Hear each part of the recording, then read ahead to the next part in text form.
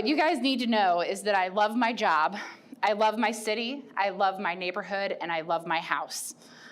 I literally never would have guessed that I'd be living in a house that I bought 16 years ago that was only supposed to be a starter home, that I'd have twins, and that I'd work for the government, ever. And that this would be my view in my government office. So, how did all of this happen? We are all shaped by our surroundings. Some of us have really good experiences that help shape us, and others have much more challenging experiences.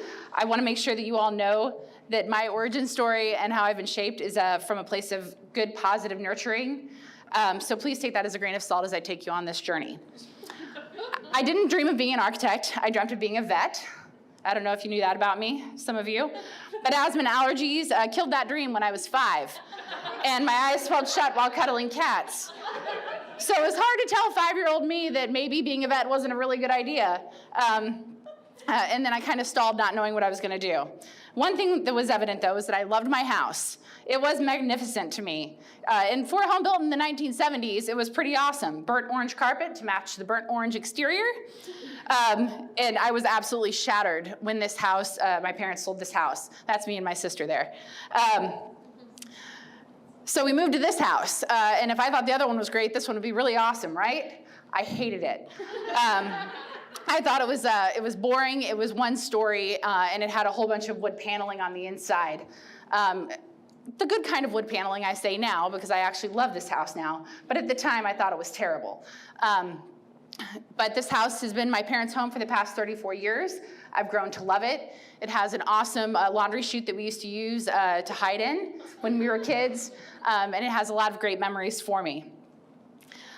While I was growing up, I also really enjoyed visiting other people's houses. So this is all a clue that maybe I'm going to go into design, right? So I would love going over to friends' houses and seeing what was going on in them and check out the layout. And I still love doing it, so much so that I pay to go do that. So this is the Miller house. So if you haven't seen it, you all should go check that baby out. It's pretty awesome. So nothing dramatic ever really did push me towards architecture. I suppose, liking all of the houses, doing tech work for theater in high school, which kept me really popular, and a knack for math and art led me down the path of architecture. I certainly had some stumbles down the road getting there with an unsupportive art teacher. Don't we all have somebody who's unsupportive? That always fuels the fire and makes me want to do better anyhow. So in the fall of 1997, I went off to Ball State, the College of Architecture and Planning in Muncie. This is first floor, or the first studio you're in. It's really inspiring, right? I can't believe that's where they stuck us. Still, to this day, they do it 20 years later. And I started to waver and not really like architecture. So my dad was awesome and took me to Italy in 1998, a year and a half into my studies, to help bring me to spaces that impact and help me really understand what architecture could be. So here I was, and I knew that I wanted to live abroad and that I was going to have to find a way to do this profession. So I went to Copenhagen and studied abroad there. And when I pulled up to where I was going to live, right here, I was very scared. It looked very frightening. It was 12 miles away from my school. It was a 50-minute commute by foot and train for me to get there. And I had no idea what I was getting myself into. And we walked in, and I was in a 1,000 square feet space. Now, my house back at home was 3,500 square feet. So we walked in, and we had this crazy L shape, and my room was 8 foot by 9 foot, so it's real tiny. It fit a bed, a wardrobe, and a desk, and that was it. But we did have this awesome outdoor courtyard with all that great natural light. Those homes were so incredibly efficient. Over the years, I grew to really respect their design and understand the quality of life that they provided. I also ended up enjoying that commute in and out of Copenhagen. I enjoyed learning in the heart of Copenhagen, right here in these historic buildings. And just so you know, this is based about 2 blocks off of the city center for Copenhagen. So you should go visit there. Living here helped set the tone for living smaller, more sustainably, and the benefits of living in a walkable community. It also gave me great respect for the needs and benefits of public transport or transit. I also learned all of this while being taught how to design new buildings in historic urban fabrics. I absolutely loved being there.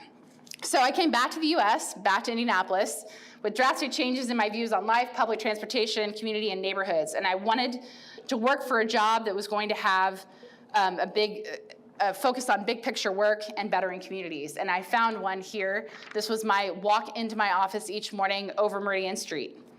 At the same time, I also bought a new smaller house in a redeveloping neighborhood, Fall Creek Place, that was walkable.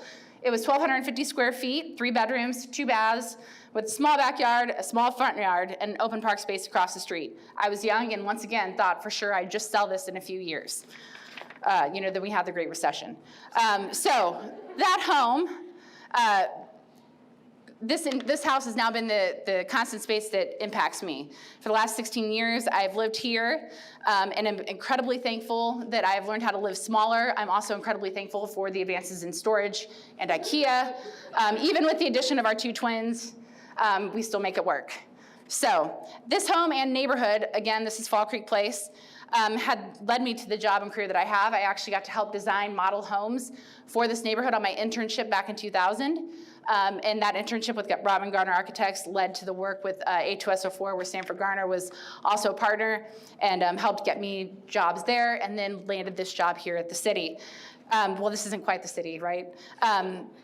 I can't believe I have this job and that I have the opportunity now to help shape how the city grows, develops, and changes through initiatives like Indy 3.0 that I get to help with, and this is the Community Justice Campus. So many other important projects, big and small, are things that I get to work on and impact citizens daily because of that, all of you, hopefully. I know prepping for this presentation, I could have chosen to show many examples of spaces that impact, like Lugar Plaza, go visit it too. But I wanted to share how, looking back, I could clearly see this path, as was mentioned before, even though it wasn't completely clear at the time. So we are all shaped by our surroundings for the past and present. How are you being impacted now? Let's go have coffee, 5 square feet, and I can learn about you. Thanks.